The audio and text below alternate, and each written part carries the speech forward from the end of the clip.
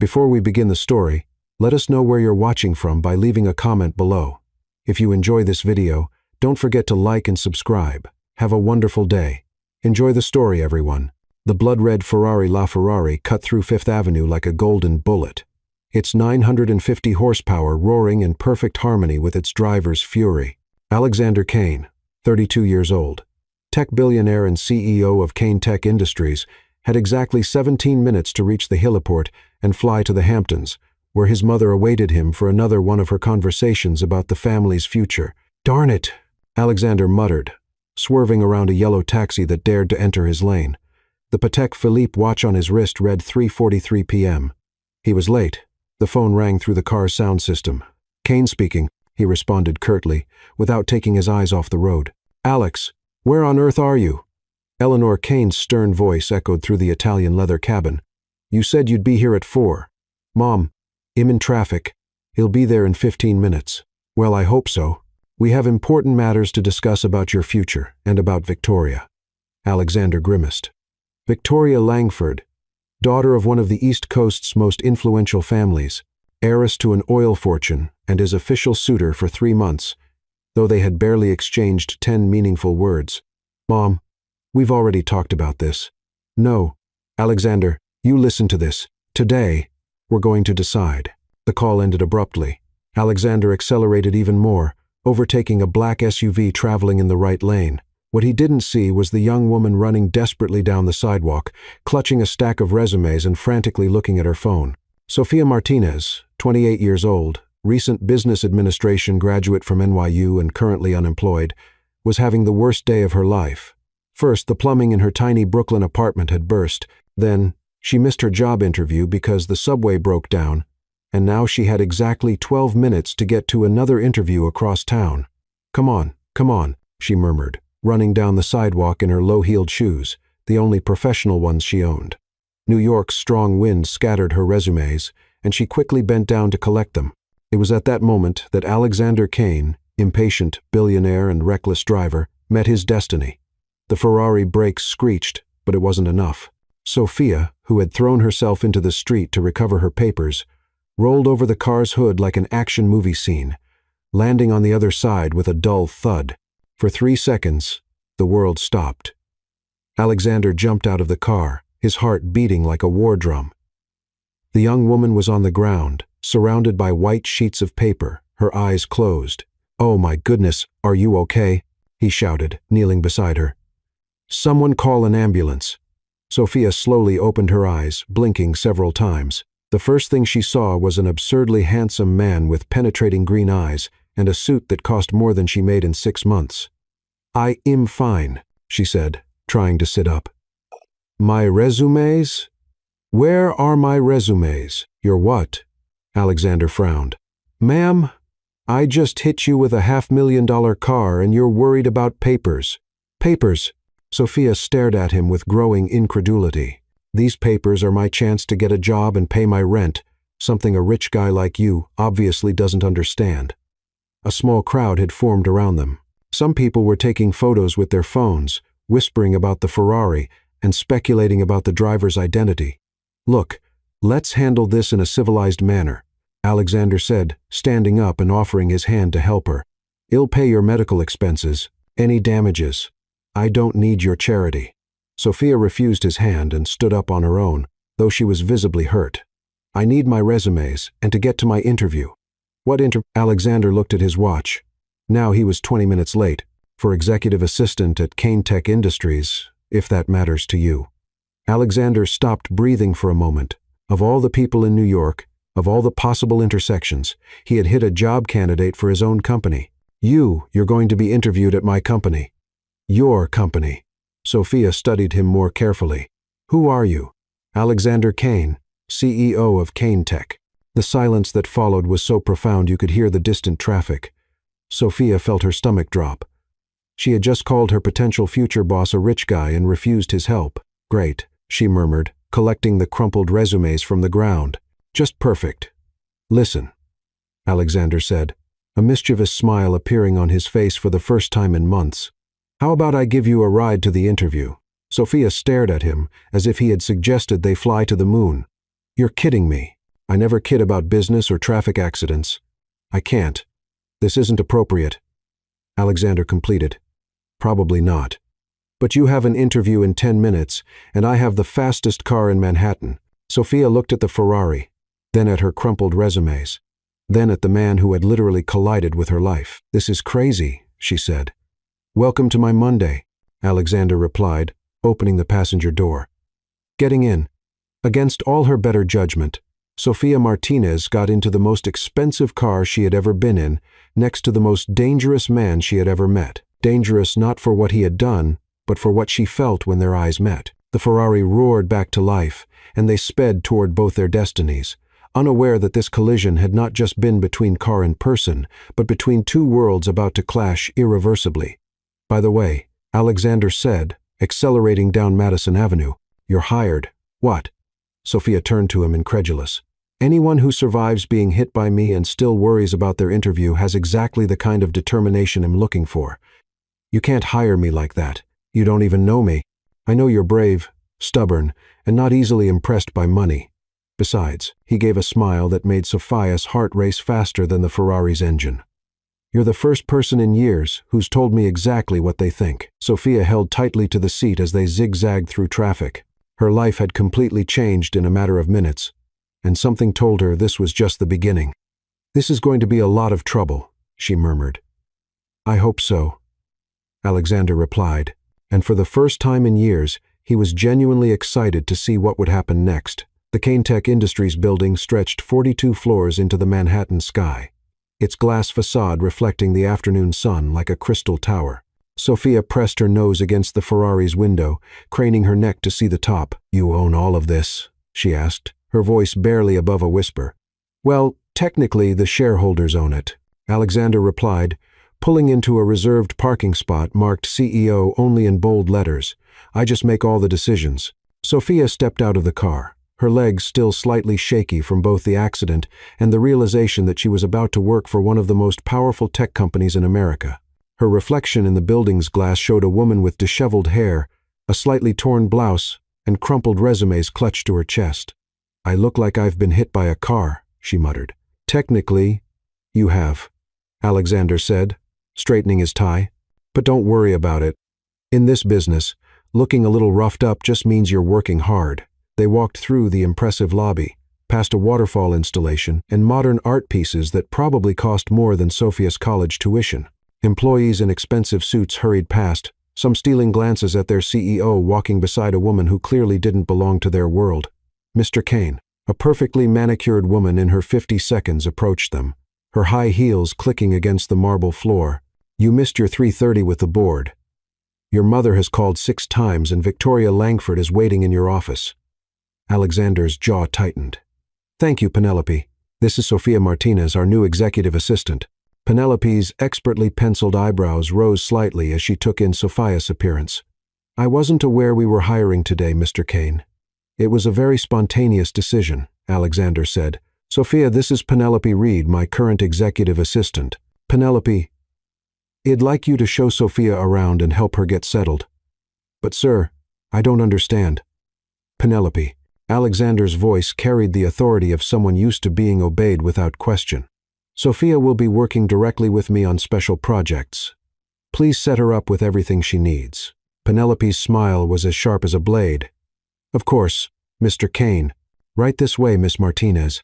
As they walked toward the elevator, Sophia caught Alexander's arm. Wait, she whispered urgently. What exactly am I supposed to do? I don't know anything about your business. You'll figure it out, Alexander said with more confidence than he felt. You're smart, you're determined, and you're not afraid to speak your mind. That's exactly what I need. But Sophia, he turned to face her fully, and she was struck again by how green his eyes were. Trust me, and more importantly, trust yourself. The elevator doors opened, and Penelope stepped inside with the practiced grace of someone who had perfected the art of corporate warfare. Sophia followed, feeling like she was being led to her execution. So, Penelope said as they ascended to the 38th floor, how exactly do you know Mr. Kane? He ran me over with his car, Sophia replied honestly. Penelope's perfect composure cracked for just a moment. I'm sorry. What? About 20 minutes ago on 5th Avenue. Hence, the Sophia gestured to her disheveled appearance. And he hired you, apparently. Penelope stared at her for a long moment, then let out a sound that might have been a laugh. Well, that's certainly a first.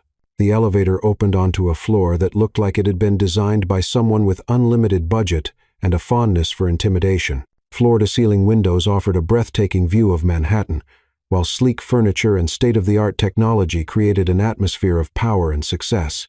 Your desk, Penelope said, pointing to a workstation that was bigger than Sophia's entire apartment. Computer, phone, access cards, and she opened a drawer, revealing an expense account card for business purchases only, of course. Sophia picked up the card, noting her name was already embossed on it. How is this possible? I was hired 15 minutes ago. Mr. Kane is very efficient when he wants something, Penelope replied cryptically. Now, let me show you the coffee machine. It's German, costs more than a small car, and makes the best espresso in Manhattan. You'll need to know how Mr. Kane likes his coffee, which is black, no sugar, and strong enough to wake the dead. He goes through about 6 cups a day, more during stressful periods. Sophia was frantically trying to take mental notes when a commotion erupted from the direction of Alexander's office. A woman's voice, cultured and sharp, cut through the air. Alexander Kane, you cannot keep avoiding me. That would be Miss Langford, Penelope said with the tone of someone announcing an incoming natural disaster. Through the glass walls of Alexander's office, Sophia could see a tall, elegant blonde woman in a designer dress that probably cost more than Sophia's rent. She was gesturing dramatically while Alexander stood behind his desk, looking like he'd rather be anywhere else. Should we do something? Sophia asked. Oh no, dear. We never interfere with Mr. Kane's personal life. Well, not directly anyway. Victoria Langford's voice rose higher. Our families have been planning this engagement for months. You can't just pretend it's not happening. Engagement, Sophia's voice squeaked. Oh yes, Penelope said, clearly enjoying the drama. It's all been arranged. Very traditional, very proper, very miserable, Sophia suggested. Penelope's smile was genuine for the first time since they'd met. I was going to say advantageous, but your word works too. Alexander's office door flew open, and Victoria stormed out, her heels clicking like gunshots against the floor. She paused when she saw Sophia, taking in her appearance with the kind of look usually reserved for something unpleasant found on the bottom of a shoe. And who might you be? Victoria's voice could have frozen champagne. Sophia Martinez, new executive assistant. Sophia replied, trying to sound more confident than she felt. How interesting. Victoria's smile was all teeth and no warmth. Alexander does seem to be making quite a few spontaneous decisions lately. With that, she swept toward the elevator, leaving behind a trail of expensive perfume and barely concealed hostility. Alexander emerged from his office, loosening his tie and looking like he'd just survived a battlefield. Penelope, please cancel all my appointments for the rest of the day. And Sophia, he paused, studying her face. Could I see you in my office? Sophia's stomach dropped. Am I fired already? Not yet, Alexander said with a tired smile. But the day is young. Penelope watched them go, a thoughtful expression on her face. In 30 years of working for powerful men, she'd learned to read the signs. And everything about Alexander Kane's behavior today screamed that Sophia Martinez was about to turn his carefully ordered world completely upside down. This, Penelope murmured to herself, is going to be very interesting indeed. Inside his office, Alexander closed the door and turned to Sophia. I owe you an apology. For which part? The car accident or throwing me into corporate politics? I don't understand. Both, but mostly for not warning you about Victoria. Sophia sat down in one of the leather chairs facing his desk. Are you really engaged to her? Not if I can help it, Alexander said, dropping into his chair. It's complicated. Complicated how? Alexander was quiet for a long moment, staring out at the Manhattan skyline. My mother believes that marriage should be a business arrangement. Victoria's family has oil money, political connections, and a reputation that would benefit the company. It's all very strategic. And what do you believe? Until about an hour ago, I believed the same thing, Alexander admitted. But then I met someone who rolled over my car hood and still worried about her job interview. Someone who told me exactly what she thought without caring about my bank account. Sophia felt her cheeks warm. Alexander, I know it's crazy. I know we just met, But I also know that in 32 years, no one has ever made me feel the way you did when you looked at me and saw a person instead of a portfolio. You're right, Sophia said quietly. It is crazy. The craziest part is that I don't care. They sat in comfortable silence for a moment, the weight of the day's events settling around them. Finally, Sophia spoke. So, what happens now? Now, Alexander said, standing up with renewed energy, we figure out how to work together without killing each other. And Sophia, yes, welcome to Tech Industries. Try not to let anyone throw you off any more car hoods. Sophia laughed, and the sound filled the office like sunshine. I'll do my best. As the sun set over Manhattan, casting long shadows across the city, two people who had collided by accident began to realize that some of the best things in life happen when you least expect them. But neither of them noticed Penelope watching through the glass wall or the calculating look in her eyes as she picked up her phone to make a very important call. Sophia Martinez had never been one to back down from a challenge, but as she stared at her reflection in the ladies' room mirror at 6:47 a.m., she wondered if she'd finally bitten off more than she could chew. Her first official day at Tech Industries was about to begin, and she felt like a fraud in her hastily purchased business attire, a black blazer and matching skirt that had consumed most of her savings, but still looked budget compared to what everyone else wore in this gleaming tower of capitalism. You can do this, she whispered to her reflection, adjusting the blazer for the 10th time. You survived being hit by a Ferrari and hired by a billionaire in the same afternoon. How hard can corporate America be? As it turned out, very hard. The elevator doors opened on the 38th floor to reveal Penelope Reed already at her desk, looking impossibly put together in a cream-colored suit that probably cost more than Sophia's monthly rent. Her silver hair was swept into a perfect chignon, and she was typing with the precision of a concert pianist. Good morning, Sophia, Penelope said without looking up from her computer. You're early. That's good. Mr. Kane will be in by 7:30, and he expects his coffee ready and his schedule reviewed before he arrives. Right, Sophia said, setting down her purse at her new desk. Coffee, black, no sugar, strong enough to wake the dead. Exactly. Penelope finally looked up, and Sophia caught something that might have been approval in her eyes. But first, we need to talk. Penelope stood and walked to the massive windows overlooking Manhattan, gesturing for Sophia to follow. The city spread out below them like a glittering circuit board, early morning traffic already beginning to snake through the urban canyons. In 30 years of working in this business, Penelope began, her voice pitched low enough that no one else could hear. I've learned that survival depends on understanding the rules, not the ones they write in employee handbooks, but the real rules, such as rule number 1, everyone is watching everyone else all the time. Rule number 2, information is currency, and secrets are the most valuable commodity in this building. Rule number 3, Alexander Kane is a good man, but he's been raised to see relationships as transactions. Sophia frowned. Why are you telling me this? Penelope turned to study her with sharp blue eyes. Because yesterday I watched you walk into this company with nothing but determination and honesty, and I saw something I haven't seen in this place for a very long time, which is someone who might actually be good for him. Before Sophia could respond, the elevator chimed, and Alexander stepped out, looking every inch the billionaire CEO in a perfectly tailored charcoal suit. His dark hair was still slightly damp from his morning shower, and he carried himself with the confident stride of someone who owned the world, or at least a significant portion of it. Morning, Penelope. Sophia. His eyes lingered on Sophia for just a moment longer than professionally necessary. Coffee coming right up, Sophia said, grateful for something concrete to do. She made her way to the German coffee machine, which looked more like a piece of modern art than a kitchen appliance. Following Penelope's whispered instructions from the day before, she managed to produce a cup of coffee that smelled like liquid motivation. Perfect, Alexander said after taking a sip. Penelope, what's my schedule look like? Board meeting at 9, followed by the quarterly review with the department heads. Lunch with the investors from Tokyo at 12:30, and Penelope paused meaningfully. Dinner with the Langford family at 7. Alexander's jaw tightened almost imperceptibly. Right. The dinner. Your mother called to confirm.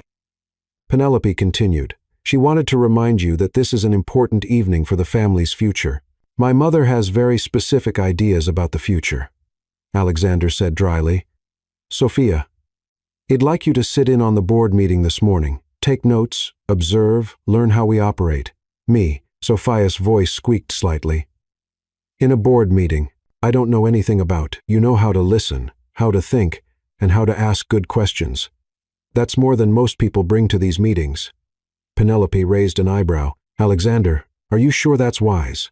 The board members might find it irregular. The board members find my choice of lunch irregular, Alexander replied. They'll survive Sophia's presence. Besides, she needs to understand how this company works if she's going to be effective. 2 hours later, Sophia found herself sitting at a conference table that could have hosted a small United Nations meeting, surrounded by men and women whose combined net worth probably exceeded the GDP of several small countries. Shed filled 3 pages with notes she wasn't sure she understood. But Shed also noticed several things that clearly escaped the attention of the board members. The third quarter projections look solid, said Robert Harrington, a man in his 60s whose silver hair and expensive watch screamed old money. But I'm concerned about our expansion into the Southeast Asian markets. The concerns are noted, Robert, Alexander replied, but our research indicates significant opportunities in that region. Research conducted by whom? Asked Vanessa Whitmore, a sharp-faced woman who seemed to view every comment as a personal challenge. Our traditional consulting firms, or are we relying on newer, less proven sources? Sophia watched the subtle power plays around the table, the way certain board members aligned themselves with others, how information was shared or withheld based on unspoken alliances. It reminded her of the dynamics in her college group projects, except with billions of dollars at stake. Actually, Sophia said, then immediately regretted speaking when everyone turned to look at her. I'm sorry, I didn't mean to interrupt. No, please, Alexander said, leaning forward with interest. What were you going to say? Sophia took a deep breath. I was just thinking about the Southeast Asian expansion. Have you considered partnering with local companies instead of trying to establish independent operations? From what I've read, many American companies struggle in those markets because they don't understand the cultural nuances, but local partnerships could provide that knowledge while reducing initial investment risks. The silence that followed felt like it lasted for an hour, though it was probably only 10 seconds. Then Robert Harrington started laughing. Well, I'll be damned, he said. The girl makes sense. Alexander, where did you find her? She found me, Alexander replied, and Sophia caught the hint of a smile playing at the corners of his mouth. Sophia, expand on that thought. For the next 20 minutes, Sophia found herself in the surreal position of contributing to a conversation about international business strategy, drawing on everything she'd learned in business school, plus insights from her own diverse background. She talked about cultural sensitivity, local market research, and the importance of building relationships rather than just establishing transactions. When the meeting ended, several board members approached her with business cards and expressions of interest. Vanessa Whitmore, who had seemed so intimidating earlier, actually smiled. Impressive debut, she said. Alexander, you might want to hang on to this one. That's the plan, Alexander replied. And something in his tone made Sophia's heart skip a beat. As the board members filed out, Alexander gathered his papers and turned to Sophia. Walk with me. They strolled down the hallway toward his office, passing employees who nodded respectfully to Alexander while stealing curious glances at Sophia. You did well in there, better than, well, actually, you brought a fresh perspective that we needed. I felt like I was speaking a foreign language half the time. Corporate speak is definitely its own dialect, but you also brought something we rarely see in these meetings. Common sense and genuine insight instead of political maneuvering. They reached his office and Alexander held the door open for her. Sophia, can I ask you something? Sure. What made you speak up? Most people in their first board meeting would have stayed silent. Sophia considered the question as she settled into one of the leather chairs across from his desk. I guess I figured if I'm going to fail, I might as well fail spectacularly while trying to contribute something useful. Alexander laughed, a genuine sound that transformed his entire face. That might be the most honest thing anyone said in this building in years. Their conversation was interrupted by Penelope's voice over the intercom. Mr. Kane, your mother is on line 1. Alexander's expression immediately sobered. Tell her I'll call her back. She said it's urgent. Something about tonight's dinner arrangements. Alexander sighed and picked up the phone. Hello, Mother. Yes, I remember. No, I don't think that's necessary. Mother, we've discussed this. Sophia tried not to listen, but it was impossible to ignore the tension in Alexander's voice as the conversation continued. When he finally hung up, he looked like he'd aged 10 years. "Everything okay?" Sophia asked. "My mother has decided that tonight's dinner with the Langfords should include an announcement," Alexander said, rubbing his temples. "Apparently, she and Victoria's mother have been planning an engagement announcement for the society pages." "An announcement? But you're not actually engaged." "No.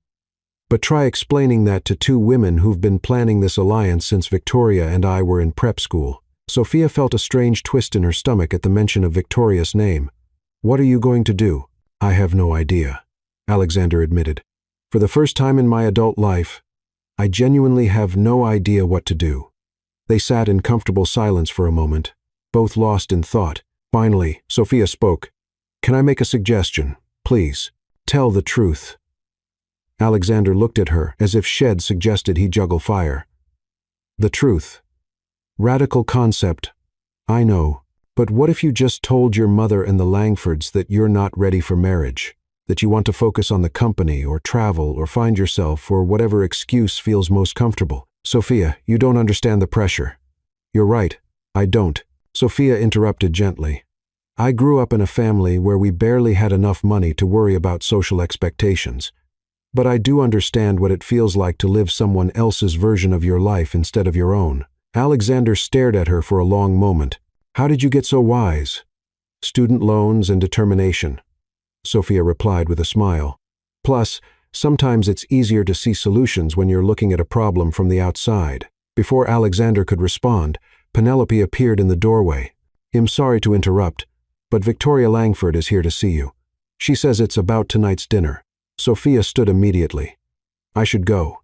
"No," Alexander said firmly. "Stay, please. I might need a witness to whatever's about to happen."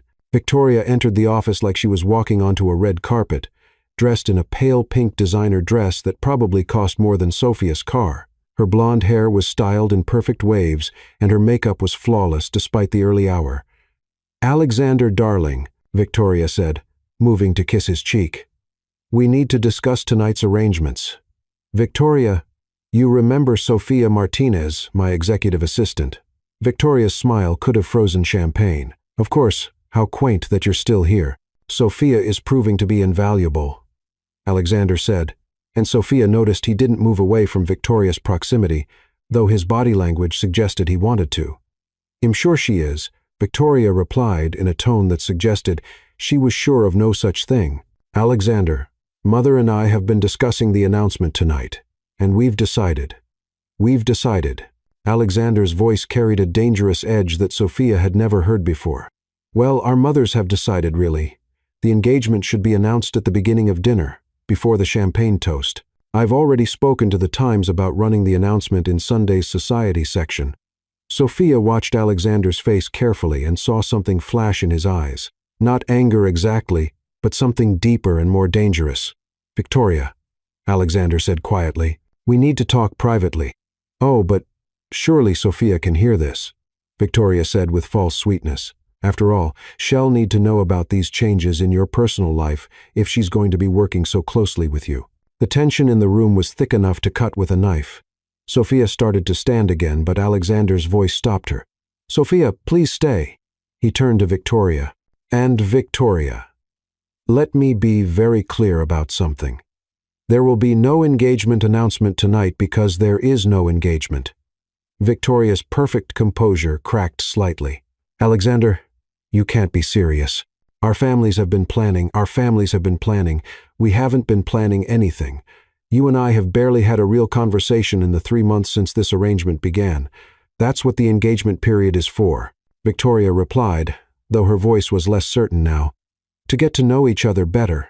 Victoria, you're a lovely person and you deserve someone who's genuinely excited to marry you. That person isn't me." The silence that followed was deafening.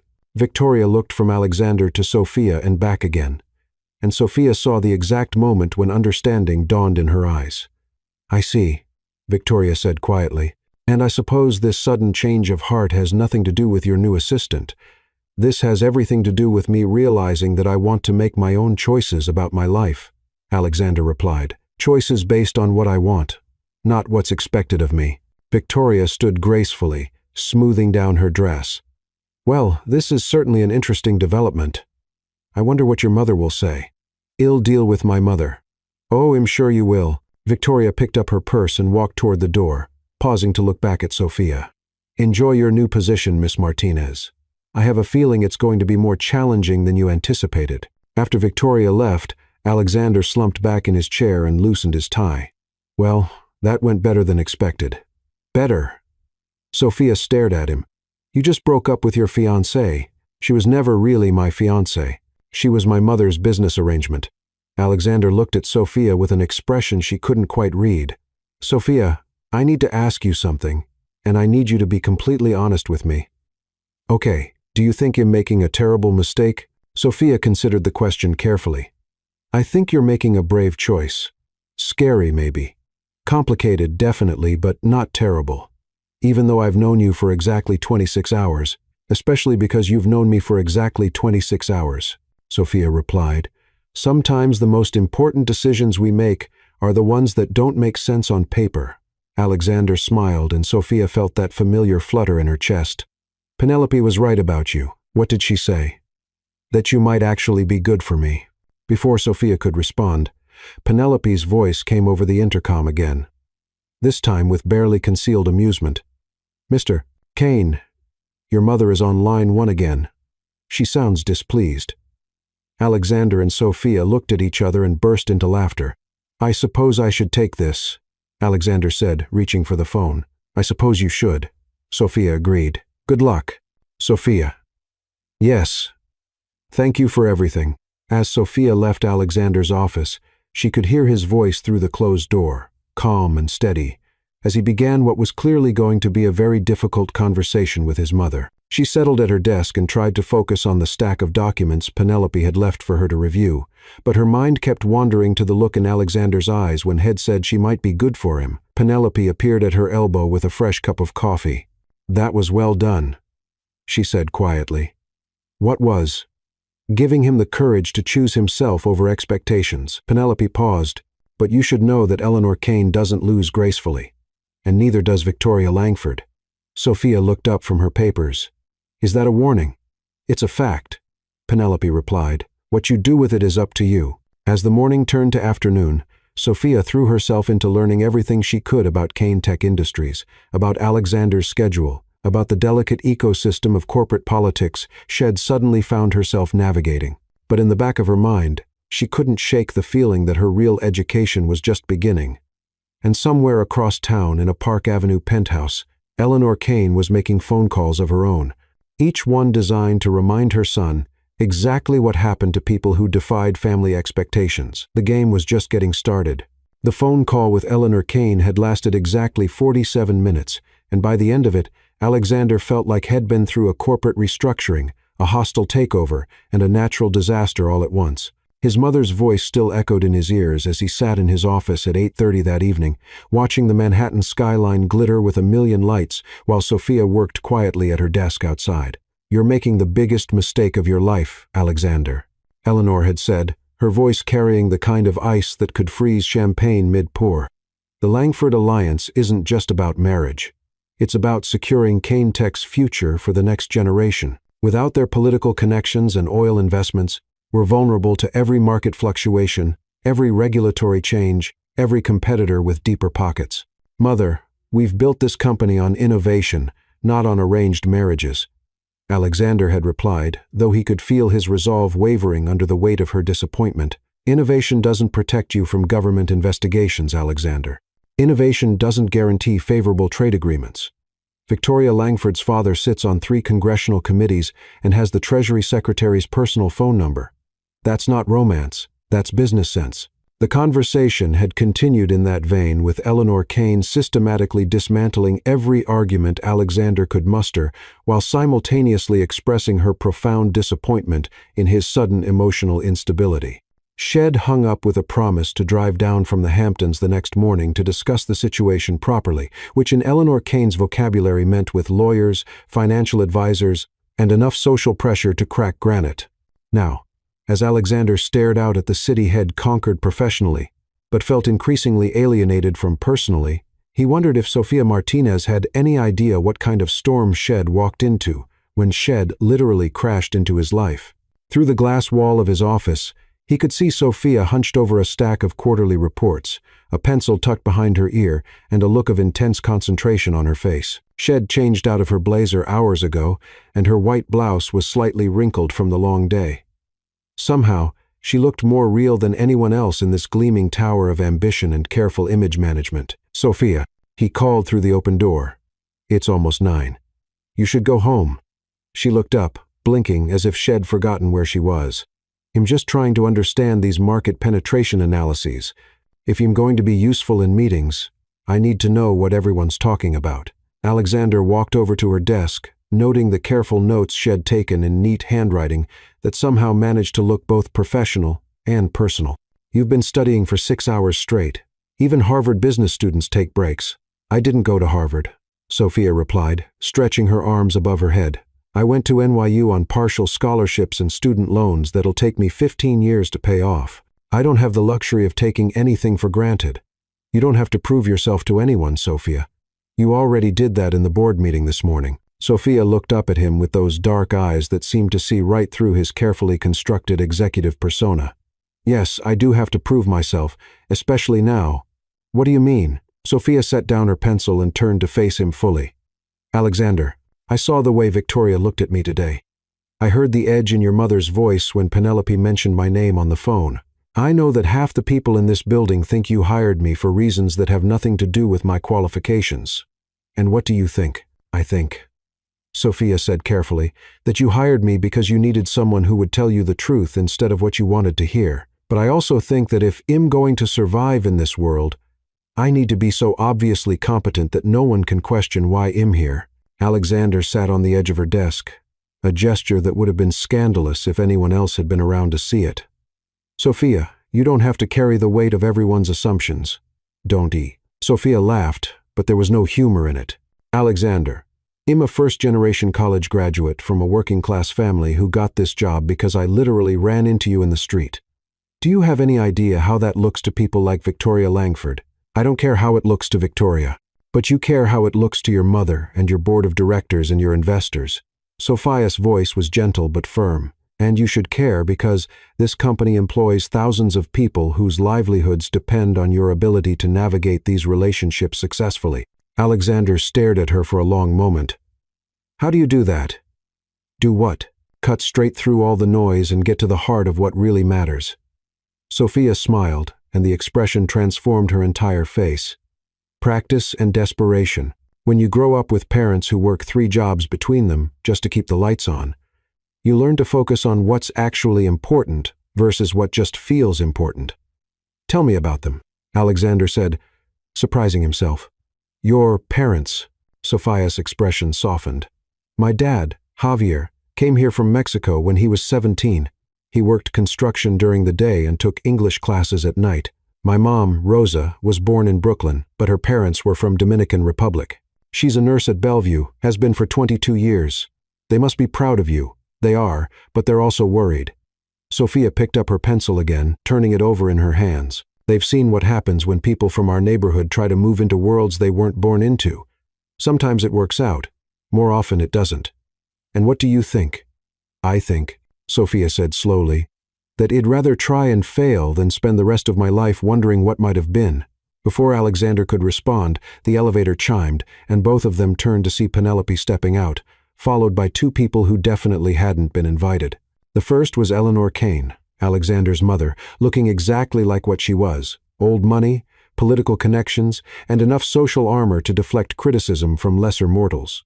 At 62, she was still beautiful in the way that expensive maintenance and good genetics could preserve. Her silver hair styled in a way that managed to look both current and timeless. Her navy blue suit probably cost more than most people's monthly salary, and she carried herself with the bearing of someone who had never doubted her place in the world. The second person was someone Sofia had never seen before, but who radiated the same kind of understated power as Eleanor Kane. He was perhaps 50 with graying temples and the kind of tan that came from yacht ownership rather than construction work. His suit was perfectly tailored. His shoes were Italian leather, and his smile was the kind that never quite reached his eyes. "Alexander," Eleanor said, her voice carrying across the floor like a royal proclamation. "We need to talk." Alexander stood slowly, and Sophia could see him transforming before her eyes. The relaxed, almost vulnerable man she'd been talking to, disappearing behind layers of corporate armor. "Mother, I wasn't expecting you until tomorrow. Plans change, darling, especially when one's son decides to blow up decades of careful family planning in a single afternoon." Eleanor's gaze swept over Sophia with the precision of a professional appraisal. And this must be the young woman who's caused such a stir. Sophia stood as well, grateful that she'd spent the afternoon studying corporate protocols. "Mrs. Kane, I'm Sophia Martinez. Yes, I've heard quite a lot about you today." Eleanor's smile was perfectly polite and absolutely lethal. "Edward, this is Sophia Martinez, Alexander's new executive assistant. Sophia, this is Edward Langford, Victoria's father." Sophia felt her stomach drop. Edward Langford studied her with the kind of attention usually reserved for potential acquisitions or threats to national security. "Miss Martinez," Edward said, extending his hand. "Victoria mentioned she'd met you." "Yes, sir, briefly." Penelope appeared at Sophia's elbow with a silent efficiency that had made her invaluable for 3 decades. "Mrs. Kane. Mr. Langford, would you like coffee?" "Water." "This won't take long," Eleanor replied, her attention focused entirely on her son. "Alexander, we need to discuss your decision regarding Victoria." "There's nothing to discuss, Mother. I've made my choice." "Have you?" Edward spoke for the first time since the introductions, his voice carrying the kind of authority that came from congressional committees and Treasury Department connections. "Because from where I sit, it looks like you've made an impulsive decision based on." His gaze flicked to Sophia. "Recent developments." Sophia felt the blood rise in her cheeks, but before she could speak, Alexander stepped forward. "Mr. Langford, with all due respect, my personal decisions aren't subject to board approval, are they?" Eleanor's voice was silk over steel. "Alexander, Kane Tech Industries isn't just a company, it's a legacy. Your father built this firm on the understanding that business and family are inseparable. Every decision you make reflects on the company's stability, its reputation, its ability to attract and maintain investor confidence. And what exactly are you suggesting?" Edward Langford pulled out his phone and showed Alexander the screen, the preliminary reports from this afternoon's market activity. Kane Tech stock dropped 2.5 points after rumors began circulating about the canceled engagement. Alexander frowned. "What rumors?" "Social media is a wonderful thing," Eleanor said, with the tone of someone discussing a particularly virulent disease. "Victoria was understandably upset after your conversation today. She may have mentioned the situation to a few friends. Those friends have friends in the financial press." Sophia watched Alexander's face carefully and saw the exact moment when he realized the full scope of what was happening. This wasn't just about his personal life anymore. It was about the livelihoods of everyone who worked for Kane Tech. "What do you want?" Alexander asked quietly. "We want you to think carefully about the consequences of your actions," Edward replied. "Victoria is willing to overlook this afternoon's misunderstanding. The engagement can proceed as planned. And if it doesn't..." Eleanor and Edward exchanged a look that made Sophia's skin crawl. There was something predatory about it, like sharks circling wounded prey. "Alexander," Eleanor said gently, "Edward sits on the Senate Banking Committee. He also has significant influence with the Federal Trade Commission. Kane Tech has been remarkably successful at avoiding regulatory scrutiny. But that kind of protection requires ongoing relationships. The subtle threat was so subtle that someone without Sophia's background might have missed it entirely. But Sophia had grown up watching her parents navigate systems designed to exclude them. And she recognized extortion when she heard it, no matter how politely it was phrased.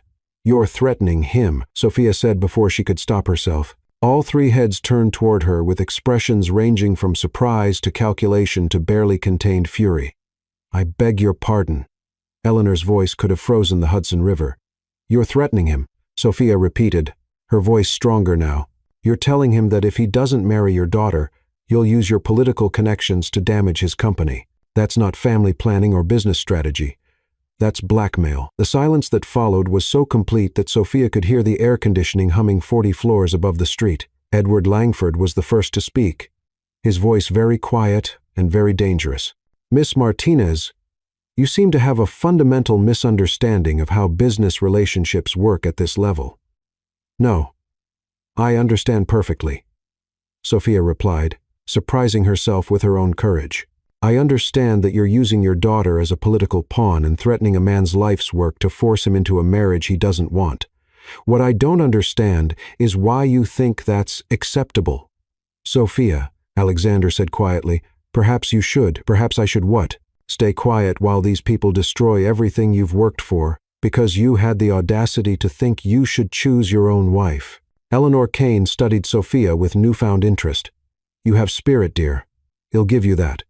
But spirit without wisdom is simply foolishness. Alexander has responsibilities that extend far beyond his personal preferences. And what about his right to happiness? Happiness, Edward said with a laugh that contained no warmth, is a luxury that people in Alexander's position can't afford. That's where you're wrong, Sophia said, turning to face Alexander. Happiness isn't a luxury. It's what makes everything else worthwhile. And if you give that up, if you let them force you into a life you don't want, then what's the point of all this success? Alexander looked at Sophia for a long moment, then at his mother, then at Edward Langford. When he spoke, his voice was calm and steady. Mr. Langford, I appreciate your family's friendship and your business relationship with Kane Tech, but I won't be marrying Victoria. Not now, not ever. Edward's face darkened. Alexander, I don't think you understand the implications. I understand them perfectly, and I've made my decision. Then you're a fool, Eleanor said, her composure finally cracking. And you're going to destroy everything your father built. My father built this company to give people opportunities, Alexander replied. He would have understood my choice. Eleanor Kane gathered her purse and stood with the kind of dignity that only came from generations of practice. Edward, I believe we're done here. Edward Langford stood as well, but paused to look directly at Sophia. Miss Martinez, I hope you understand that choices have consequences for everyone involved. After they left, the office felt strangely empty, as if a tornado had passed through and left everything looking normal, but fundamentally changed. Alexander slumped into his chair and ran his hands through his hair. Well, that went about as well as expected. Are you okay? Sophia asked, moving to sit across from him. I don't know. Ask me tomorrow when I see what the stock market thinks of my decision. Sophia was quiet for a moment, then leaned forward. Alexander, what if they're right? What if this decision damages the company? Then, well, figure out how to fix it together. Together. Alexander looked at her with an expression she couldn't quite read. Sophia, I need you to know something. Everything that just happened, the threats, the pressure, the implications for the company, none of that is your fault.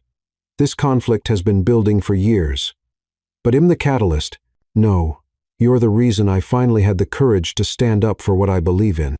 Sophia felt tears pricking at her eyes.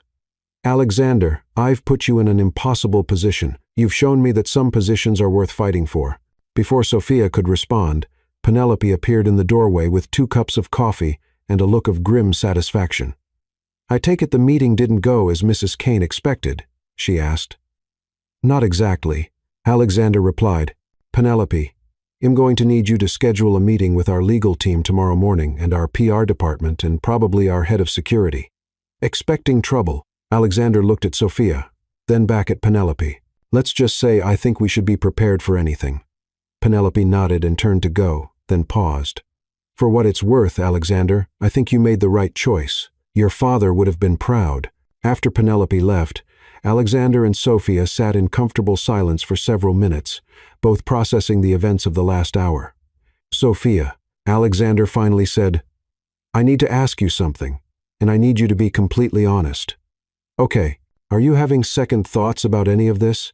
About the job? About getting involved in my family drama? About... He gestured vaguely between them. Sophia considered the question carefully. 2 days ago, my biggest worry was making rent. Now I'm apparently part of some corporate dynasty power struggle that could affect thousands of jobs. So yeah, I'm terrified. But, Sophia smiled and the expression lit up her entire face, but I've never felt more alive or more sure that I'm exactly where I'm supposed to be. Alexander felt something loosen in his chest that he hadn't even realized was tight, even knowing what we're up against. Especially knowing what we're up against, Alexander. I've spent my whole life fighting for things that mattered. This is just a different kind of fight. What if we lose? Then we lose together, Sophia said simply. But what if we win? What would winning look like to you? Sophia thought for a moment. A company that succeeds because it does the right thing, not because it makes the politically convenient choices. A workplace where people are valued for their contributions, not their connections. And she paused, suddenly shy. And a life built on honesty instead of expectations. Alexander stood and walked around his desk to where Sophia was sitting. Sophia Martinez, you are going to turn my world completely upside down. Is that a good thing or a bad thing? Ask me in a few months, Alexander said, offering her his hand. But right now, I'm thinking it might be the best thing that's ever happened to me. Sophia took his hand and let him pull her to her feet. They stood there for a moment, close enough that she could smell his cologne and see the flecks of gold in his green eyes. Alexander, yes, your mother is going to try to destroy me. Probably, Edward Langford is going to use every political connection he has to damage Kane Tech, almost certainly, and Victoria is going to make my life as difficult as possible, without question. Sophia grinned. Good thing I like a challenge. Alexander laughed, a sound of pure joy that echoed through the empty office. Sophia Martinez, I think you might be the bravest person I've ever met. Or the craziest. In my experience, they're usually the same thing. As they gathered their things and prepared to leave the office, neither of them noticed the figure watching from the building across the street, or the telephoto lens capturing their every interaction. In the game they'd chosen to play, information was power, and someone was making sure they had plenty of both. The war for Alexander Kane's future had officially begun, and Sophia Martinez had just painted a very large target on her back. But as she walked out of Kane Tech Industries that night, her hand brushing against Alexander's as they waited for the elevator, she couldn't bring herself to regret a single moment of the collision that had brought them together. Some fights she was learning were worth the risk. Sophia Martinez had never imagined that her morning routine would include checking financial news websites before brushing her teeth, but that had become her reality over the past 3 weeks since the confrontation with Eleanor Kane and Edward Langford. As she sat in her tiny Brooklyn apartment at 5:47 a.m., laptop balanced on her knees and coffee growing cold on the nightstand, she scrolled through the latest headlines with a mixture of dread and determination. Kane Tech stock continues volatile trading amid leadership questions. Read the Wall Street Journal headline. Below that, Forbes had published an analysis piece titled, "When Personal Choices Affect Corporate Performance, a Case Study in Modern Business Leadership." And there, buried in the business section of the New York Times, was a particularly vicious opinion piece that made Sophia's stomach clench. The Rise and Fall of Alexander Kane, How One Woman Destroyed a Business Dynasty. The article, written by someone with obvious access to insider information, painted Sophia as a calculating opportunist who had manipulated her way into Alexander's life for financial gain. It detailed her working-class background with the kind of specificity that could only come from professional investigation, described her student loans as evidence of desperation, and suggested that her rapid promotion within Kane Tech was evidence of unethical behavior on both her part and Alexander's. What made it worse was how close some of it came to her own fears. Late at night when she couldn't sleep, Sophia sometimes wondered if she really was in over her head, if she was causing more harm than good, if Alexander would be better off without the complications Shed brought into his carefully ordered world. But then she remembered the look in his eyes when he talked about finally making his own choices, the way his entire demeanor changed when he was allowed to be himself instead of the perfect corporate air his mother had designed. She remembered his laugh, his genuine curiosity about her background, the way he listened to her ideas, not because he was being polite, but because he genuinely valued her perspective. Her phone buzzed with a text from Alexander. "Don't read the Times opinion piece. It's garbage, written by people who don't know you." Sophia smiled despite herself and typed back, "Too late, but thanks for the warning. Penelope's making extra strong coffee this morning. You'll need it for what we're facing today." Sophia's smile faded as she remembered what was scheduled for this particular Friday, the quarterly shareholders meeting, where Alexander would have to face not just the board of directors, but hundreds of investors who had watched Kane Tech's stock price fluctuate wildly over the past month. It would be the first public forum where he'd have to address the speculation about his personal life and its impact on the company, and Sophia would be there sitting in the front row, probably generating more headlines just by existing.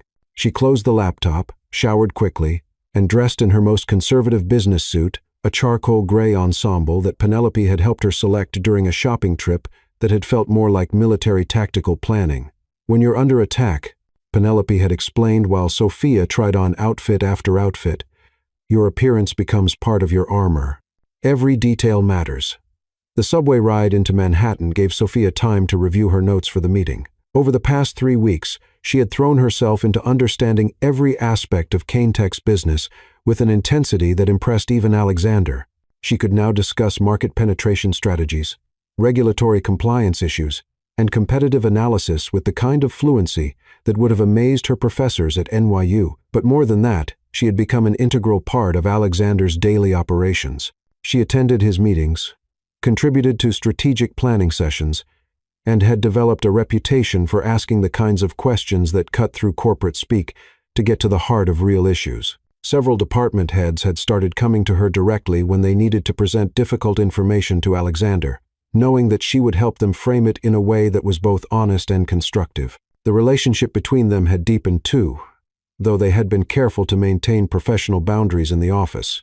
There had been late dinners while working on quarterly reports, conversations that stretched far beyond business topics, moments when their hands touched while reaching for the same document, and neither pulled away immediately. The attraction was obvious to anyone who cared to look, but they had both agreed without explicitly discussing it that timing was everything, and this was not the time for romantic complications. When Sophia arrived at Kane-Tech that morning, she found the building surrounded by news vans and reporters. Security guards were checking IDs more carefully than usual, and there was a tension in the air that reminded Sophia of her neighborhood during particularly bad storms. Everyone moving quickly, heads down, trying to get to safety before the worst hit. Penelope was waiting for her at the elevator with a grim expression and an extra-large coffee. "How are you holding up, dear, like a boxer in the 12th round?" Sophia replied, accepting the coffee gratefully. "Still standing, but not sure how much more I can take." "Today is going to be rough," Penelope warned as they rode up to the 38th floor. "The shareholders are angry about the stock volatility. The board is nervous about the regulatory threats. And Alexander," she paused. "Alexander is trying to hold everything together while his family systematically undermines him." "What do you mean?" Penelope handed Sophia a folder. "Eleanor Kane has been busy. She's convinced 3 board members to call for a vote of no confidence if Alexander doesn't resolve his personal situation by the end of the month. She's also been spreading rumors about his stability and judgment to anyone who will listen." Sophia opened the folder to find printouts of social media posts, leaked emails, and what appeared to be private investigator reports about her own background. The level of detail was staggering. They had found out about her father's immigration status, her mother's work schedule, even her college GPA, and the jobs she had held to pay for school. "How is this legal?" Sophia asked, flipping through page after page of her own life laid bare. "Technically, it's not illegal to investigate someone's background, especially if that person is in a position of influence at a major corporation." Penelope explained, "And Eleanor Kane has enough connections to make sure the investigation stays within legal boundaries, even if it violates every principle of decency." "Penelope, maybe I should just quit if my being here is causing this much damage to the company." "Sophia Martinez, don't you dare." Penelope's voice was sharp enough to cut glass. "Do you know what I've seen in 30 years of working for powerful men? I've seen them make decisions based on fear, greed, political expediency, and ego. You know what I've never seen until you walked into this building. Someone making decisions based on what's actually right." Before Sophia could respond, Alexander emerged from his office, looking like a man preparing for battle. His suit was immaculate, his hair perfectly styled, but Sophia could see the tension in his shoulders and the shadows under his eyes that suggested he hadn't slept much either. "Good morning," he said, his voice carefully neutral. "Are you ready for this?" "As ready as someone can be for public humiliation," Sophia replied with a smile that she hoped looked more confident than she felt. Alexander's expression softened. "Sophia, you don't have to be there today. You could work from home, avoid the media circus. Alexander Kane, if you think I'm going to let you face this alone, you obviously haven't been paying attention for the past month.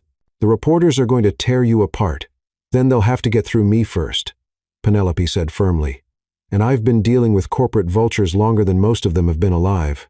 Alexander looked between the 2 women who had become his closest allies, and felt something that might have been hope.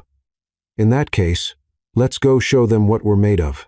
The shareholders' meeting was held in Caintek's main auditorium, a sleek space that could accommodate nearly 500 people. By the time Sophia, Alexander, and Penelope arrived, it was packed with investors, reporters, and what appeared to be several representatives from competing tech companies who had no legitimate reason to be there except to watch the potential downfall of a major rival. Sophia took her seat in the front row, acutely aware of the cameras that swiveled to follow her movement, and the whispered conversations that erupted whenever someone recognized her from the news coverage. She kept her expression neutral and her posture confident, channeling every lesson her mother had taught her about dignity under pressure. Alexander took the stage with the kind of commanding presence that had made him a billionaire by 32. For the first 20 minutes, he delivered a presentation about Caintek's financial performance that was so thoroughly professional and data-driven that even the most hostile questioners had to acknowledge that the company was actually performing better than it had in years. Our third quarter profits are up 18% over last year, Alexander explained, clicking through slides that showed impressive growth across multiple sectors. We've expanded into 3 new international markets, launched 2 innovative product lines, and increased our workforce by 12% while maintaining industry-leading employee satisfaction ratings. A hand shot up from the middle of the auditorium. Sophia recognized the man as Robert Harrington, one of the board members who had initially been supportive, but had grown increasingly critical as the media coverage intensified. Mr. Kane, while the financial numbers are certainly encouraging, there's an elephant in the room that we need to address. The volatility in our stock price over the past month has cost shareholders millions of dollars. How do you respond to suggestions that your personal decisions have compromised your ability to lead this company effectively? Alexander had been preparing for this question for weeks, but Sophia could see his jaw tighten almost imperceptibly. Mr. Harrington, I appreciate your concern about stock volatility. However, I would point out that market fluctuations based on speculation and rumors are temporary, while the fundamental strength of our business operations provides long-term value for our shareholders. But surely you can't deny that the speculation is directly related to your decision to break off your engagement to Victoria Langford. The auditorium fell silent. Sophia could feel hundreds of eyes turning toward her, and she forced herself to sit perfectly still, despite the urge to either flee or stand up and defend Alexander herself. My personal relationships are not subject to shareholder approval, Alexander replied calmly. I was elected to this position based on my ability to lead this company, not on my willingness to enter into arranged marriages for business purposes. A reporter in the back raised her hand. Mr. Kane, there are reports that your relationship with your executive assistant, Sofia Martinez, began before you ended your engagement. How do you respond to suggestions that you've compromised professional ethics for personal reasons? Sophia felt her cheeks burn, but she kept her expression neutral. This was the moment she had been dreading, when her presence would become a liability that Alexander would have to defend publicly. Those reports are completely false, Alexander said, his voice carrying a dangerous edge that Sophia had never heard before. Miss Martinez was hired based solely on her qualifications, and has proven herself to be one of the most valuable members of our team. Any suggestion otherwise is not only factually incorrect, but professionally insulting to a woman who has contributed more to this company in 1 month than some people do in years. Another hand shot up, this one from a woman Sophia didn't recognize. Mr. Kane, given the ongoing scrutiny and its impact on company performance, wouldn't it be in everyone's best interest for you to step back from your personal relationship with Miss Martinez, at least until the situation stabilizes? Sophia felt something inside her break. This was exactly what she had feared. That loving Alexander, because that's what this was, even though neither of them had said it out loud, would become a weapon that his enemies could use against him. She started to stand, ready to announce her resignation right there in front of 500 people, when Alexander's voice cut through the murmur of the crowd like a sword. No, he said simply. It would not be in anyone's best interest for me to make decisions based on fear, intimidation, or political pressure. This company was built on the principle that good ideas and hard work matter more than family connections or social expectations. Miss Martinez represents everything that's best about that principle. He paused, looking directly at Sophia for a moment before turning back to the crowd. I want to be very clear about something. Sophia Martinez is not just an exceptional employee. She's an exceptional person who has made me a better leader and this company stronger. Any attempt to use her as a weapon against either of us will fail because I refuse to sacrifice good people for political convenience." The silence that followed was deafening. Sophia felt tears prick at her eyes, but she blinked them back, determined not to give the cameras any footage that could be used against them later. Then, from somewhere in the middle of the auditorium, a voice called out, "Question for Miss Martinez." All eyes turned to Sophia, and she felt her stomach drop. This wasn't part of the plan. Shareholders' meetings were supposed to be between company leadership and investors, not opportunities to put employees on trial. Alexander stepped forward. "Miss Martinez is not a company officer and is not required to answer questions in this forum." "Ill answer," Sophia said, standing up before she could lose her courage. If they wanted to make her part of this fight, then she was going to fight back. The auditorium fell silent again. As Sophia walked to the front of the room, Alexander stepped aside to give her access to the microphone, and she could see both pride and concern in his eyes. "Thank you," Sophia said, her voice carrying clearly through the sound system. "I know many of you have questions about my background, my qualifications, and my relationship with Mr. Kane. So, let me be completely transparent." She took a breath and looked out at the sea of faces, some curious, some hostile, some simply waiting to see what would happen next. 3 months ago, I was unemployed, living in a one-bedroom apartment in Brooklyn, and trying to figure out how to pay my student loans. I grew up in a family where we measured success in terms of keeping the electricity on and having enough food for dinner. I went to public schools, worked multiple jobs to pay for college, and graduated with a business degree and a mountain of debt. She paused, gathering her thoughts. I met Mr. Kane because I literally ran into him on Fifth Avenue while rushing to a job interview. He hired me not because of who I am or where I come from, but because he believed I could contribute something valuable to this company. Sophia's voice grew stronger. Over the past month, I've worked 16-hour days to learn every aspect of Kane Tech's operations. I've contributed to strategic planning sessions, participated in board meetings, and helped develop solutions to complex business challenges. I've done this not because I'm trying to manipulate anyone or gain some kind of inappropriate influence, but because I believe in this company and what it represents. Someone in the crowd called out, "What about your relationship with Mr. Kane?" Sophia felt her cheeks warm, but she didn't look away from the crowd. What about it? We're two adults who respect each other professionally and care about each other personally. Neither of those facts has compromised our ability to do our jobs or serve this company's best interests. But surely you can see how the appearance of impropriety, Sophia interrupted, exists only if you believe that a woman from my background is incapable of earning her position through merit, or that a man in Mr. Kane's position is incapable of making professional decisions based on qualifications rather than personal attraction. The auditorium was completely silent now. Sophia could see reporters frantically taking notes and cameras focused on her face. I understand that many of you are concerned about stock volatility and media attention, Sophia continued. But I would ask you to consider this. Would you rather have a leader who makes decisions based on what's right, or one who makes decisions based on what's convenient? Would you rather invest in a company that values innovation and merit, or one that perpetuates old boy networks and arranged marriages for business purposes? She looked directly at Robert Harrington. Mr. Harrington, you asked about the cost of speculation to shareholders. I would argue that the real cost would be if this company compromised its values to appease people who prefer business deals to authentic leadership. Sophia turned back to the full auditorium. I know that my presence here has created complications. I know that some of you would prefer if I simply disappeared to make your lives easier. But I also know that the best companies are built by people who are willing to fight for what's right, even when it's difficult. She paused, looking out at the crowd one more time. I'm not going anywhere. This company deserves leaders who choose courage over convenience, and I'm honored to work alongside someone who embodies that principle every day. Sophia stepped back from the microphone and returned to her seat, her heart pounding so hard she was sure everyone in the auditorium could hear it. The silence stretched for what felt like hours before someone in the back started clapping. The applause spread slowly at first, then more rapidly until roughly half the auditorium was clapping. It wasn't universal approval. Sophia could see plenty of disapproving faces and hostile stares, but it was enough to send a clear message that not everyone was willing to let fear and manipulation drive business decisions.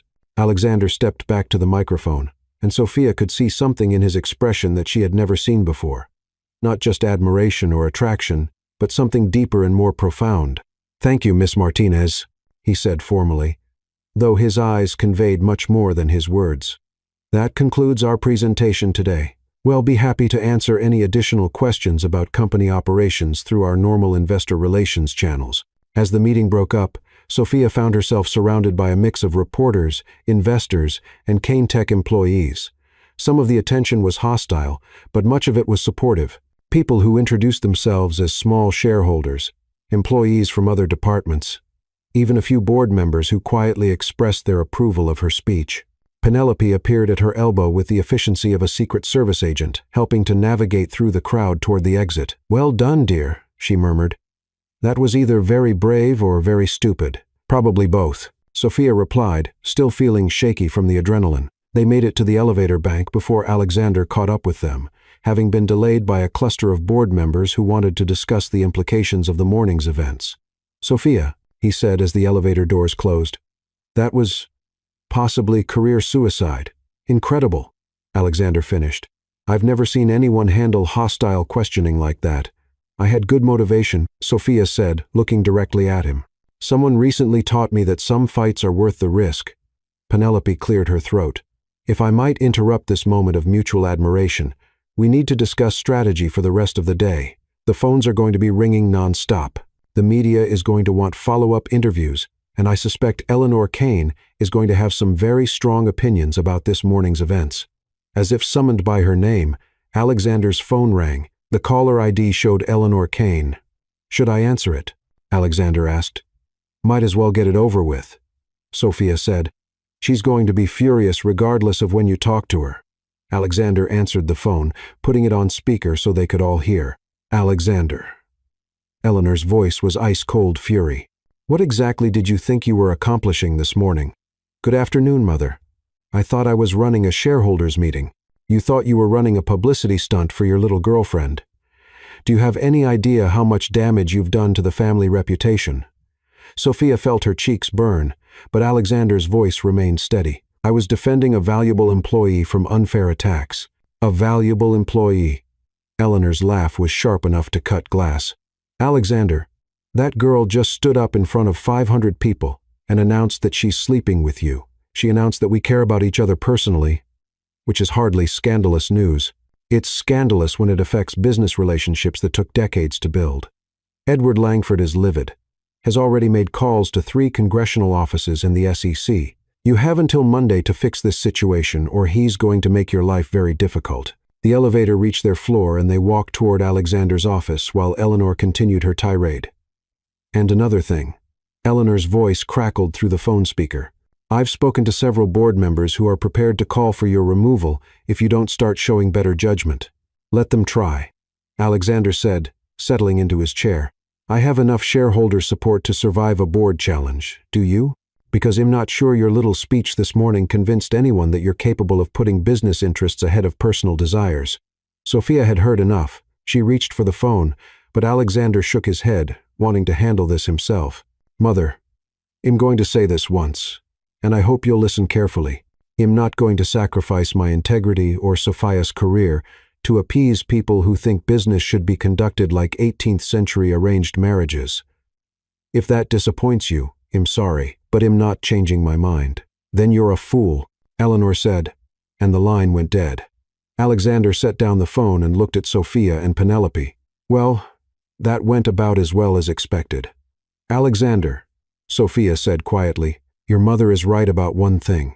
I am causing problems for you and the company. Maybe it would be better if Sophia Martinez, if you say you're quitting, I'm going to lock you in this office until you come to your senses." Penelope laughed despite the tension. "I'd like to see that. Sophia could probably take you in a fair fight. The point is," Alexander continued, standing up and moving to the window that overlooked Manhattan, "I'm not interested in running a company where good people are sacrificed for political convenience. If the board wants to remove me for that, then maybe this isn't the right company for me either." Sophia joined him at the window, watching the city bustle below them. "You'd really give all this up for me?" Alexander turned to look at her, and the expression in his eyes made her heart stop. "Sophia, He'd give up everything for the chance to build something real with you. But I don't think it's going to come to that. How can you be so sure?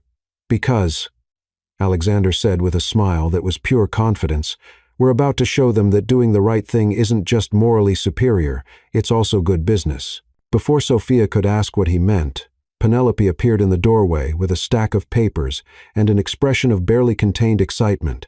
Alexander, you're going to want to see this, she said, spreading the papers across his desk. The stock price has been climbing steadily since the shareholders' meeting ended. We're up 4.5 points in the last 2 hours. Alexander frowned. That doesn't make sense. The meeting was controversial at best. Apparently, Penelope said with a grin, investors like authenticity. There are already 3 major financial blogs praising Sophia's speech as an example of new leadership paradigms and values-based corporate culture. One analyst is calling it the most honest corporate communication he's seen in 20 years. Sophia stared at the papers in disbelief. Are you saying that my speech actually helped the stock price? I'm saying, Penelope replied, that sometimes telling the truth is the best business strategy of all. As the afternoon wore on, it became clear that the morning's events had indeed shifted public opinion in their favor. Social media was filled with supportive comments about Sophia's courage and Alexander's integrity. Several major investors called to express their increased confidence in CaneTech leadership. Even some of the board members who had been critical began to backtrack their positions. But Sophia knew that Eleanor Kane and Edward Langford weren't the type of people who gave up easily. The public relations victory was important, but the real battle was just beginning. That evening, as Sophia and Alexander worked late in his office, reviewing the day's developments, Penelope knocked on the door with a concerned expression. I'm sorry to interrupt, but there's something you both need to know, she said, settling into one of the chairs across from Alexander's desk. I've been hearing rumors from my contacts in other companies. Eleanor Kane has been making calls to major clients, suggesting that CaneTech might not be a reliable partner due to leadership instability. Alexander's jaw tightened. She's actively sabotaging the company. It appears so. And there's more. Edward Langford has apparently hired a crisis management firm to plant negative stories about Sophia in major media outlets. They're planning a coordinated attack over the next few weeks. Sophia felt her stomach drop. What kind of stories? The usual character assassination tactics, questions about your qualifications, implications about your motivations, perhaps some manufactured scandals to distract from the real issues. So, what do we do? Alexander asked. Penelope smiled, and there was something almost predatory about the expression. We fight back, but not the way they expect. What do you mean? I mean, Penelope said, pulling out her own folder of papers, that Eleanor Kane and Edward Langford aren't the only ones with powerful connections, and they're about to learn that underestimating Sophia Martinez was their first mistake. As Sophia looked at the determination in both Alexander's and Penelope's eyes, she realized that what had started as an accidental collision on Fifth Avenue had become something much bigger. Not just a love story, but a fight for the right to define success on their own terms. The war was far from over, but for the first time since it began, Sophia felt like they might actually have a chance to win. The Manhattan skyline glittered like a circuit board against the pre-dawn darkness. As Sophia Martinez stood on the balcony of Alexander's penthouse apartment, a cup of coffee warming her hands and a sense of anticipation thrumming through her veins. It had been 6 weeks since the shareholders' meeting that had changed everything, and today marked the culmination of the most intense period of her life. In the weeks following her public speech, Sophia had discovered that telling the truth in a corporate boardroom was apparently such a rare occurrence that it had made her something of a media sensation. Business schools were asking her to speak to students about authentic leadership in modern corporations. 3 major publishers had approached her about writing a book on values-based business practices. And most surprisingly, she had been invited to join the board of directors of 2 different nonprofit organizations focused on creating opportunities for first-generation college graduates in the business world. But perhaps the most significant development had been Penelope's revelation about the counteroffensive, as she had taken to calling it with obvious relish. It turned out that 30 years of working for powerful executives had given Penelope Reed a network of contacts that rivaled the CIA's intelligence-gathering capabilities. She knew where bodies were buried, which board members had undisclosed conflicts of interest, and exactly which politicians owed favors to whom. More importantly, she had been quietly documenting Eleanor Kane's attempts to sabotage CaneTech for weeks, building a case that would make it very difficult for the elder Kane to continue her campaign without facing serious legal consequences. The beauty of fighting people who think they're untouchable, Penelope had explained during one of their strategy sessions, is that they often forget to cover their tracks properly. Eleanor Kane has been so confident in her own immunity that she's left a paper trail a first-year law student could follow. The evidence Penelope had gathered was damning. Recorded phone calls where Eleanor explicitly discussed damaging Kane Tech's business relationships, emails coordinating media attacks on Sophia, and financial records showing payments to private investigators and crisis management firms. Most damaging of all were text messages between Eleanor and Edward Langford, discussing their plan to force Alexander out of his own company and install a more manageable CEO who would be properly grateful for their support. Today was the day they would present all of this evidence to Kane Tech's board of directors in what Alexander had privately dubbed the nuclear option.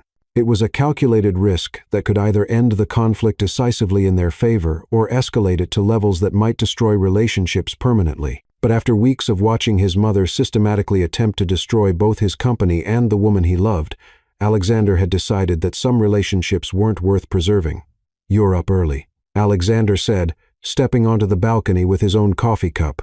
Even at 6:0 inches the morning, he looked perfectly put together, though Sophia had learned to read the subtle signs of stress in the way he held his shoulders and the slight tightness around his eyes.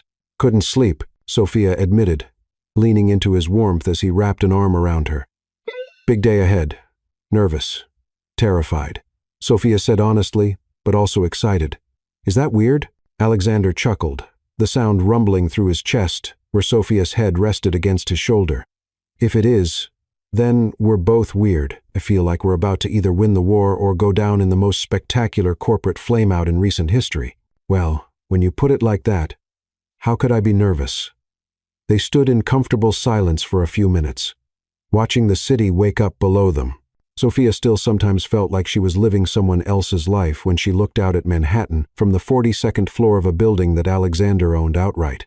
The penthouse was beautiful, but not ostentatious, more like a very expensive version of a normal home than the kind of billionaire's palace she had imagined before she'd known any actual billionaires.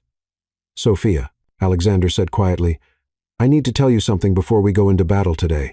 She tilted her head to look at him, noting the serious expression on his face. "That sounds ominous." "It's not ominous. It's just important."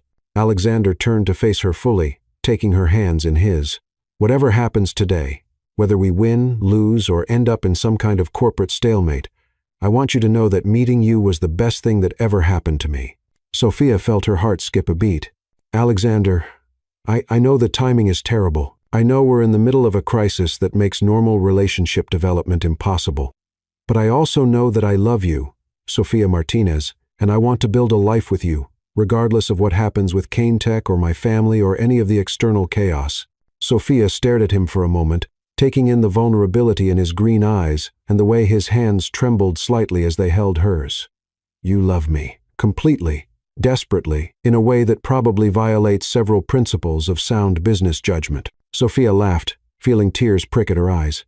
"Well, that's convenient because I love you too, completely, desperately, and in a way that definitely violates everything my parents taught me about not getting involved with my boss." Alexander's smile was like sunshine breaking through storm clouds. "So, what do we do about it?" "We win today," Sophia said firmly.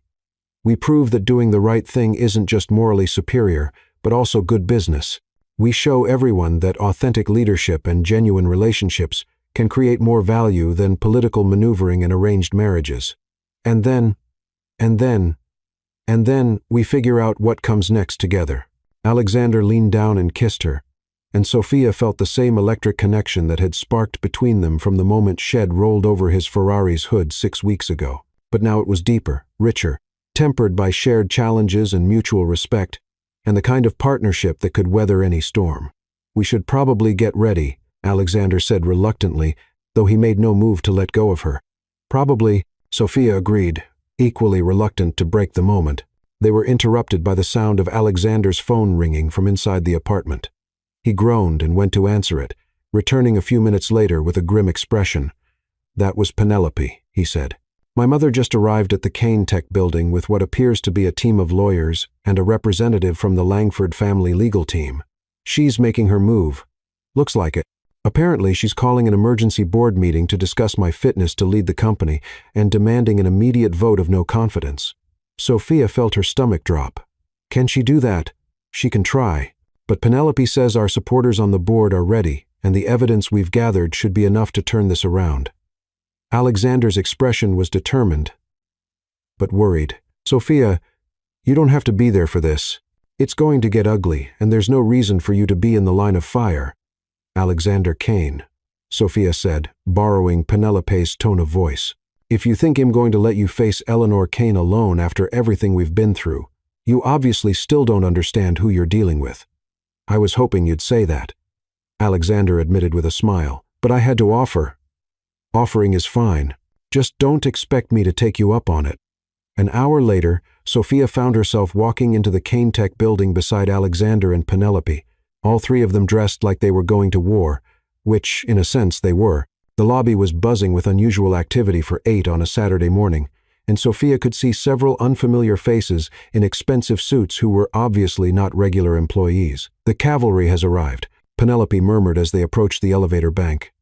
Eleanor brought Edward Langford, Victoria, and what appears to be half of Manhattan's most expensive legal talent.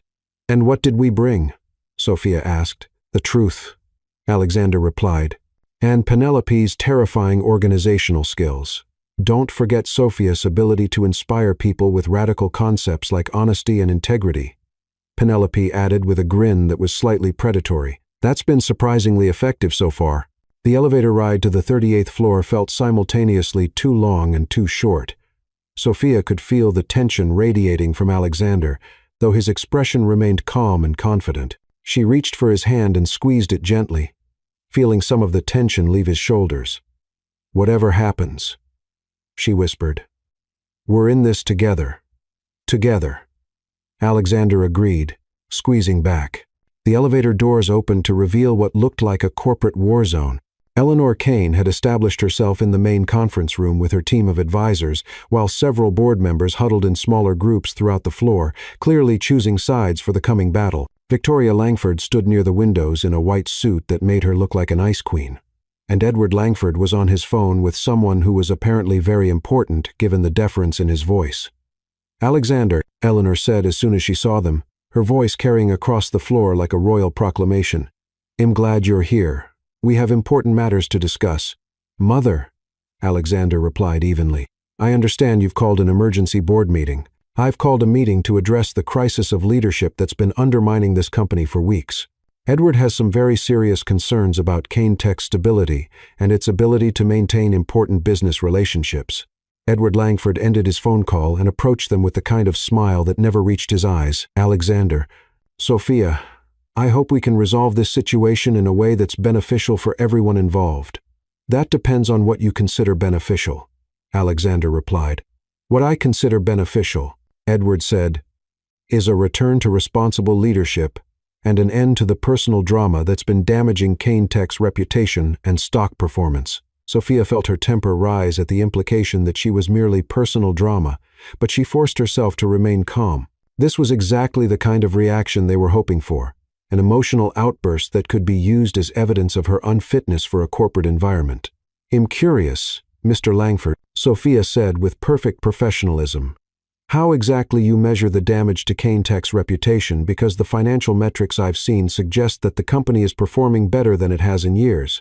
Edward's smile tightened slightly. Financial performance is important, Miss Martinez, but it's not the only measure of corporate health. Investor confidence, regulatory relationships, political stability, all of these factors contribute to long-term success.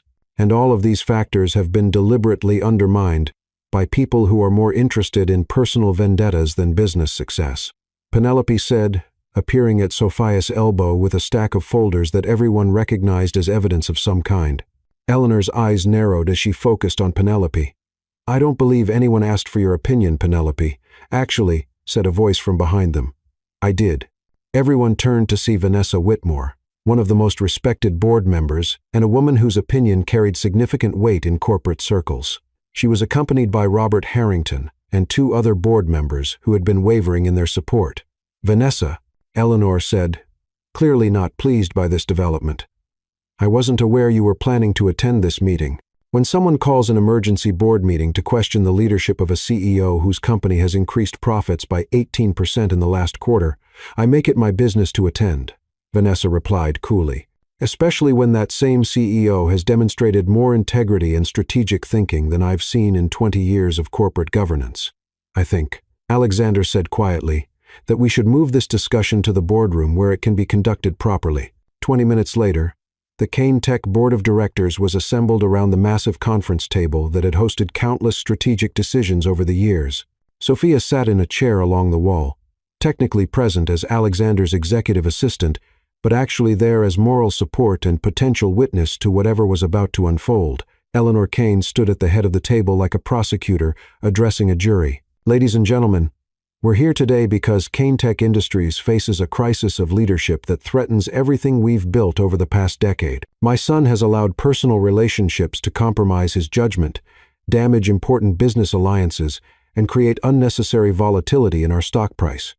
She gestured towards Sophia without looking at her directly. "The situation with Miss Martinez has become a distraction that we can no longer afford. Edward Langford has made it clear that continuing regulatory protection and political support depend on a return to stable, responsible leadership." Edward nodded gravely. "I've spent considerable political capital over the years ensuring that Kane Tech enjoys favorable treatment from regulatory agencies and congressional committees. That protection is contingent on confidence in the company's leadership and its commitment to maintaining important relationships. In other words," Alexander said quietly, "you're threatening to use your political connections to damage the company if I don't marry your daughter. I'm offering to continue protecting the company if you demonstrate better judgment about priorities," Edward replied smoothly. Vanessa Whitmore leaned forward. "Mr. Langford, are you seriously suggesting that a CEO's personal relationships should be subject to political approval? I'm suggesting that CEOs of major corporations have responsibilities that extend beyond their personal preferences, and I'm suggesting," Penelope said, standing up with her stack of folders, "that this entire conversation is based on a fundamental misunderstanding of who's been threatening whom." Eleanor's eyes flashed dangerously. "Penelope, you're out of line." "Am I?" Penelope moved to the presentation screen at the front of the room and connected her laptop because I have some very interesting documentation that suggests otherwise. What followed was the most methodical destruction of a reputation that Sophia had ever witnessed. Penelope presented phone recordings, email chains, financial transactions, and text messages that painted a clear picture of Eleanor Kane and Edward Langford systematically attempting to damage Kane Tech's business relationships, manipulate media coverage, and force Alexander into an unwanted marriage through economic coercion. The evidence was overwhelming and undeniable. Eleanor's face grew paler with each revelation, while Edward Langford's expression shifted from confident to concerned to genuinely alarmed. "Where did you get these recordings?" Eleanor demanded when Penelope played a particularly damning phone conversation in which Eleanor explicitly discussed sabotaging Kane Tech's relationship with a major client. "From people who believe that business should be conducted ethically," Penelope replied calmly. "It's amazing how many executives are willing to document conversations when they're concerned about legal liability." Robert Harrington was studying the financial records Penelope had distributed. "Eleanor, these payments to crisis management firms and private investigators, did you authorize these expenditures from your personal accounts?" "I was protecting the family's interests," Eleanor said defensively, "by sabotaging the family business." Vanessa's voice was sharp with disapproval. "Eleanor, you've been actively working to damage the company your son runs. How is that protecting anyone's interests?" "Alexander has lost perspective," Eleanor replied, though her voice was less certain now. "Has making decisions based on emotion rather than strategy, like the decision to hire someone who's increased departmental efficiency by 23%, Penelope asked, consulting her notes. Or the decision to pursue international expansion strategies that have generated $47 million in new revenue. Or perhaps the decision to implement employee satisfaction programs that have reduced turnover by 35%. Sophia blinked in surprise. She hadn't realized that her contributions were being tracked so precisely or that they had been so measurably successful. All of Sophia's initiatives have been documented and analyzed, Alexander said, pride evident in his voice. Her impact on this company has been entirely positive regardless of our personal relationship. This is ridiculous. We're talking about a secretary who's been here for 6 weeks. We're talking about an executive assistant who has contributed more to this company's success in 6 weeks than some board members have in 6 years. Vanessa replied tartly. And frankly, Victoria, your family's attempts to manipulate this situation through threats and coercion have been far more damaging than any personal relationship. I don't have to listen to these accusations. Eleanor, I think we should reconsider our approach to this situation. Sit down, Edward, said a new voice from the doorway.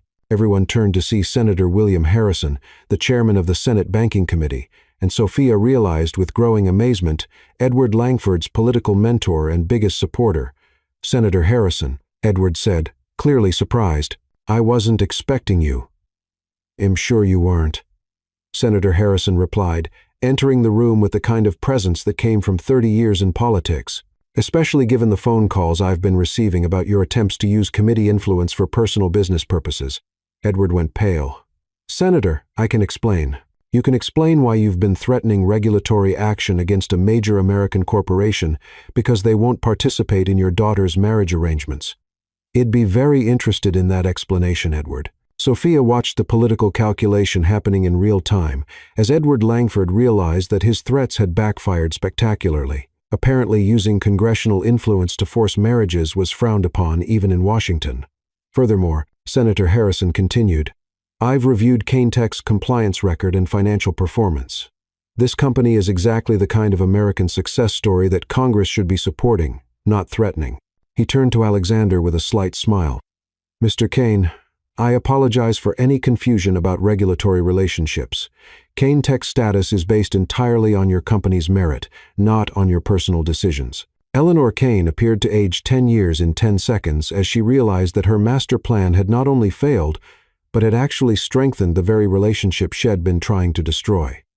Alexander, she said quietly, perhaps we should discuss this privately. No, Mother, Alexander replied firmly. We've been discussing this privately for weeks, and it's led to nothing but manipulation and threats. This ends today.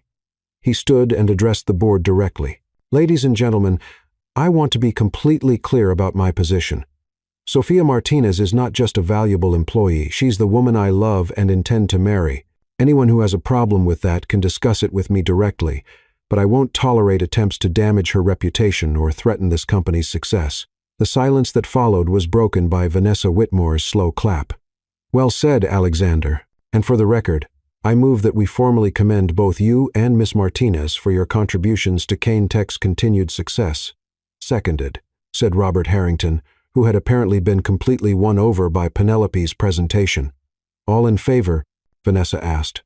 Every hand in the room went up except for Eleanor's and Victoria's.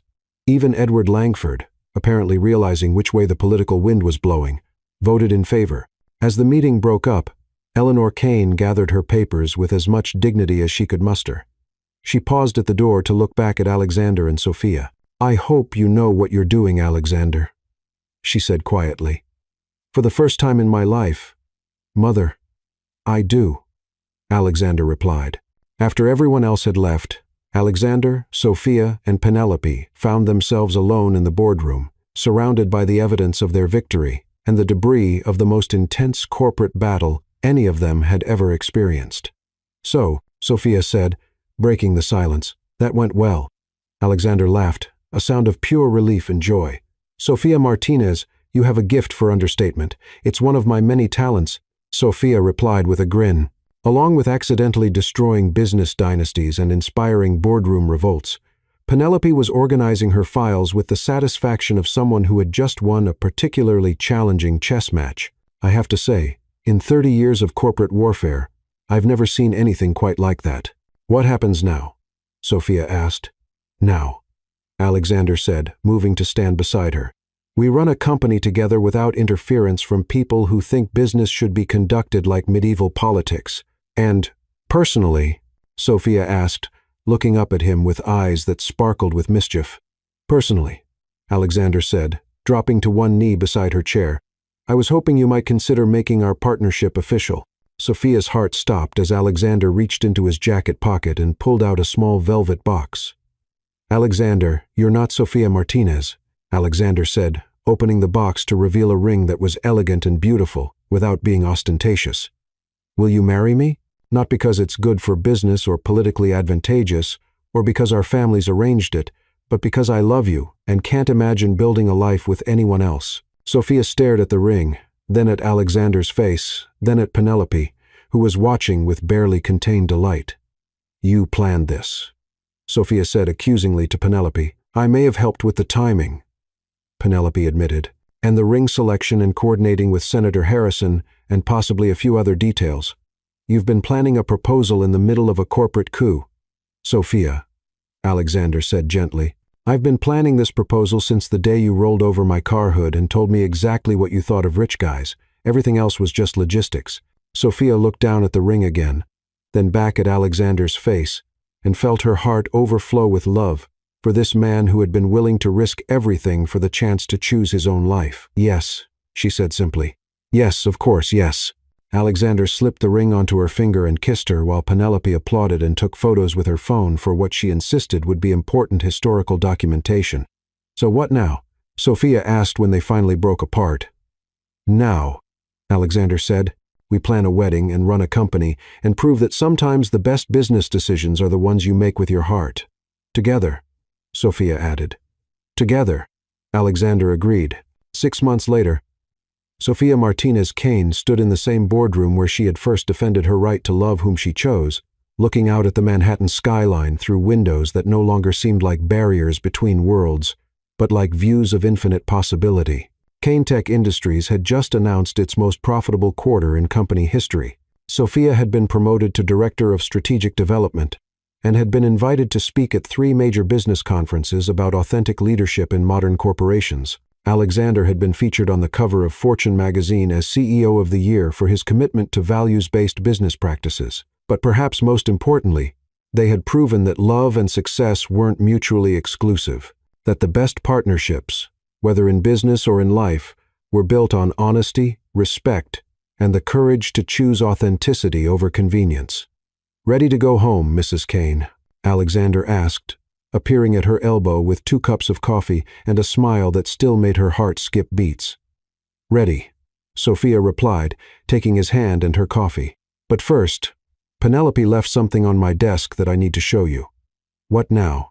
Alexander asked with mock resignation. "Please tell me she's not planning another corporate revolution." "Not exactly," Sophia said with a grin. "But she did get a call from Harvard Business School. Apparently they want to write a case study about us, about how we accidentally revolutionized corporate governance by choosing love over politics."